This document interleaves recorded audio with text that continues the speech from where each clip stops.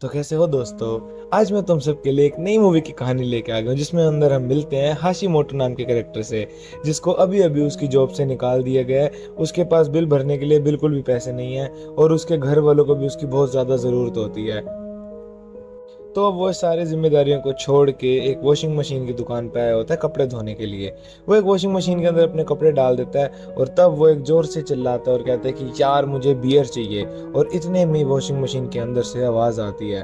वो उठ के वहाँ अंदर देखता है, उसके अंदर एक चिल्ड बियर की कैन पड़ी होती है। उसको समझ नहीं आ रहा होता कि ये सब यहाँ पे क्या हो रहा है। तो वो पीछे देखते है कि वहाँ पे एक बूढ़ा इंसान उसको कहता है कि इस मशीन से वो जो भी इच्छा मांगेगा वो अंदर उसके आ जाएगी। हाशिमोटो को इस बात पे बिल्कुल भरोसा नहीं होता, तो आराम से बैठ के अपनी बियर को एंजॉय करने लगता है। लेकिन उतने में ही वहाँ पे एक लड़की आती है जिसका नाम होता है कोंडो। हाशिमोटो हमेशा लड़कियों से बात करने में घबराता था, तो ये इससे भी बात नहीं कर पाया। तो तभी वो उठ के वहाँ से जाने लगता है, लेकिन कोंडो वहाँ पे रोने लगती है। हाशिमोटो उससे पूछते हैं कि ऐसा वो क्यों कर रही है। तो कोंडो बताती है कि वो 40 से ज़्यादा कंपनीज में इंटरव्यू दे चुकी है और अभी तक वो किसी एक कंपनी में भी सिलेक्ट नहीं हुई। तो हाशिमोटो उसको थोड़ा सा समझाने की कोशिश करता है और कहता है कि इसका मतलब ये भी तो हो सकता है कि वो कितनी ज़्यादा एक्सपीरियंस्ड है और अब उसके जॉब के मिलने के चांसेस कितने ज़्यादा हैं। तो कोंडो को ये चीज़ सुन के थोड़ा अच्छा लगता है और वो उसको थैंक यू बोलती है और हाशिमोटो वहाँ से अपने घर आ जाता है। जब वो रात को सो रहा होता है तो उसको उसकी मम्मी का फ़ोन आता है जो बताती है कि उसके पापा की बहुत ज़्यादा तबीयत ख़राब है और उनको ऑपरेशन करने के लिए $3 लाख की ज़रूरत है। तो इसके पास इतने पैसे तो होते नहीं है, तो बहुत ज़्यादा परेशान होते हैं कि ये पैसे कहाँ से लेके आएगा। तो फिर ये अलग अलग जगह पे फ़ोन कर रहा होता है, लेकिन कहीं से भी इसको पैसे को जुगाड़ नहीं हो पाता। तो ये अगले दिन वापस उसी वॉशिंग मशीन पे चला जाता है और जब वहाँ पे कोई नहीं होता तो वो चुपके से उसके अंदर विश मांग लेते कि उसको $3 लाख मिल जाए। और तभी वॉशिंग मशीन के अंदर $3 लाख आ जाते हैं। वो बहुत ही ज़्यादा हैरान हो जाते हैं देख के, लेकिन वो पैसे एग्जैक्ट उतने ही होते हैं जितने उसने मांगे थे। इतने में पीछे वही बूढ़ा आदमी आ जाता है और जब वो वहां से निकलने की कोशिश करता है तो वो देखते हैं कि नीचे वही पिछले दिन का बियर कैन पड़ा है। जब वो उसको उठाने के लिए झुकता है तो वो देखते हैं कि वो बियर कैन गायब हो चुका है। और उस टाइम पे वो बूढ़ा इंसान उसको कहता है कि एग्जैक्टली एक दिन के बाद जो भी वो चीज़ उसके अंदर से मांगेगा वो गायब हो जाएगी। वो फिर उस बूढ़े इंसान को थैंक यू बोल के वहां से बाहर निकल जाता है। बाहर वो देखते हैं कि कोंडो वापस वही वॉशिंग मशीन वाली जगह पे आ रही होती है और वो बहुत ही खुश होती है और इसको बताती है कि वो पहली बार किसी इंटरव्यू में क्लियर हो चुकी है।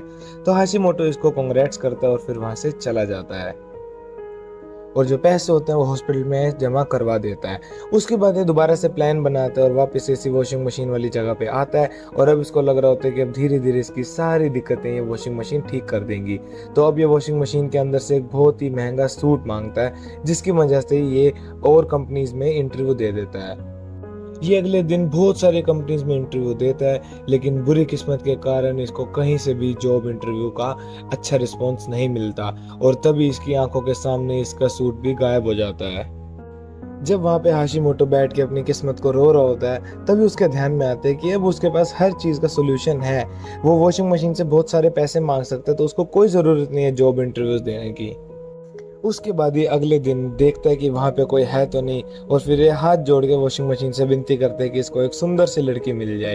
एक सेकेंड, ये तो पैसे मांगने गया था। लेकिन फिर भी ये उसके अंदर से एक बहुत ही सुंदर और एक मॉडल जैसी लड़की चाह रहा होता है और इतने में हम देखते हैं कि उसके अंदर से बहुत ही ज्यादा सुंदर लड़की बाहर आ जाती है। वो इतनी ज्यादा सुंदर होती है कि हाशिमोटो को यकीन नहीं हो रहा होता। तो वो उसके पास जाता है और उसको बोलते हैं कि क्या वो उसके घर चलेगी। तो वो बहुत जोर से उसके मुंह पे थप्पड़ मारती है और कहती है कि पहली बार किसी लड़की से ऐसी बात नहीं करते, और वो वहां से चली जाती है।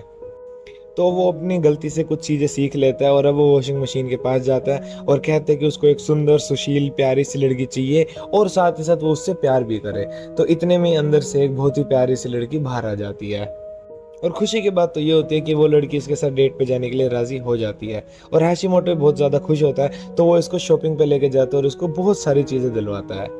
तभी हमें पता लगता है कि वॉशिंग मशीन से निकलने वाली जो भी लड़कियां हैं वो अपने अस्तित्व के बारे में, अपनी रियलिटी के बारे में कुछ नहीं जानती। वो बस ये जानते हैं कि वो किस काम के लिए आई हैं और वो काम करेंगी।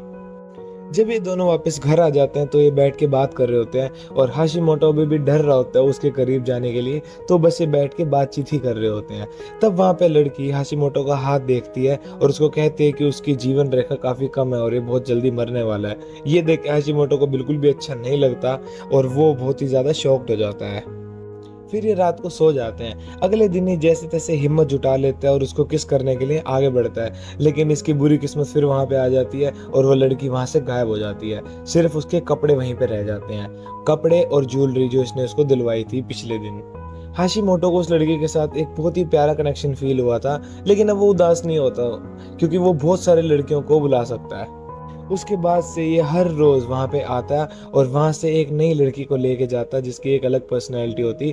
तो ये अपनी जिंदगी के साथ बहुत खुश चल रहा था। वो उनको बहुत ही महंगी महंगी ज्वेलरी दिलवाता था, उनको अच्छी अच्छी जगह पे लेके जाता था, उन्हीं पैसों से जो वो वॉशिंग मशीन के अंदर से निकलवाता था। तो वो बहुत ही अच्छी और सक्सेसफुल लाइफ जीने लग जाता है। एक दिन जब वो अपनी एक गर्लफ्रेंड के साथ घूम रहा होता है तो कोंडो उसको देख लेती है और वो हैरान हो जाती है कि ये भी कुछ दिन पहले तो थोड़ा गरीब सा इंसान था, अभी ये इतना अमीर कैसे हो सकता है। और वो थोड़ा सा जेलस भी फील कर रही होती है। तो अब वो इन दोनों का पीछा करने लगती है। वो दूर से देखती है कि ये बहुत ही महंगे महंगे पैसों से बहुत ही अच्छी अच्छी घड़ियां और बहुत ही अच्छा सामान इसको दिलवा रहा होता है। तो वो समझ नहीं पा रही होती कि ऐसा एकदम से कैसे हो सकता है। रात को कोंडो हाशिमोटो से उसी सेम वॉशिंग मशीन वाले स्टोर पे मिलती है और उससे पूछती है कि ये इतना अमीर कैसे हो गया। हाशिमोटो कहता है कि उसको एक लॉटरी निकली है और वहाँ पे कहता है कि जो लड़कियां उसके साथ हैं वो उनके साथ सिर्फ कैजुअल रिलेशनशिप में है। तो लड़की यहाँ पे इसको बोलती है कि वो लड़कियां इसके साथ सिर्फ इसके पैसों के लिए है, वो इससे प्यार नहीं करती, वो इसका बेवकूफ़ बना रही हैं। हालांकि हाशिमोटो उसकी बात पे ज़्यादा इंपॉर्टेंस नहीं दे रहा होता और उसको कहते हैं कि वो उसकी ज़िंदगी है, वो चाहे वो कर सकता है। और वो वहाँ से नोटों का बंडल लेके चला जाता है। अगले दिन हाशिमोटो सेम वॉशिंग मशीन के पास आता है और अब वो प्यारी और सुंदर सुशील लड़कियों से बोर हो गया होता है। तो उसको अब थोड़ी सी सिडक्टिव और थोड़ी हॉट लड़की चाहिए होती है। तो वो सेम ख्वाहिश वॉशिंग मशीन के आगे करता है कि उसको थोड़ी सी सिडक्टिव और थोड़ी सी हॉट लड़की चाहिए और अंदर से बिल्कुल वैसी ही लड़की बाहर आ जाती है। जैसे वो उस लड़की से बातचीत कर रहा होता है तो दूर से कोंडो आके उनको देख लेती है और तभी हाशिमोटो को उसकी मम्मी का फोन आता है। वो इस लड़की को बोलते हैं कि वो थोड़ा सा धीरे बोले, लेकिन लड़की उसको तभी भी छेड़ने लगती है। हाशिमोटो को बहुत ज़रूरी बात करनी होती है अपनी मम्मी से, तो वो वहाँ से बाहर आ जाता है और इतने में कोंडो उस वॉशिंग मशीन स्टोर के अंदर चली जाती है उस लड़की से पूछने कि उसने हाशिमोटो के साथ ऐसा क्या किया जो वो इतना बदल गया है।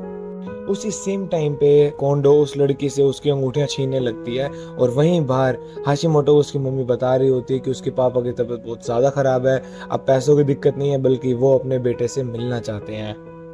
अंदर अभी भी दोनों लड़कियां आपस में लड़ रही होती हैं। जब हाशिमोटो अंदर जा रहा होता है तो वो सिडक्टिव लड़की वहां से गुस्सा करके बाहर आ रही होती है क्योंकि उसको लगता है कि हाशिमोटो उस पर चीट कर रहा है। अंदर जाने पे कोंडो बोलती है कि वो चाहती है कि हाशिमोटो जैसा 4-5 दिन पहले था वो वापस से ही वैसा हो जाए। और उसी टाइम पे वॉशिंग मशीन के अंदर से वही पुराना हाशिमोटो बाहर निकलता है और वहाँ हम देखते हैं कि ये हाशिमोटो की ज़िंदगी अब बदल गई है और हाशिमोटो को भी रियलाइज़ हो जाता है कि अब ये एक दिन का ही मेहमान है, एक दिन के बाद ये भी गायब हो जाएगा।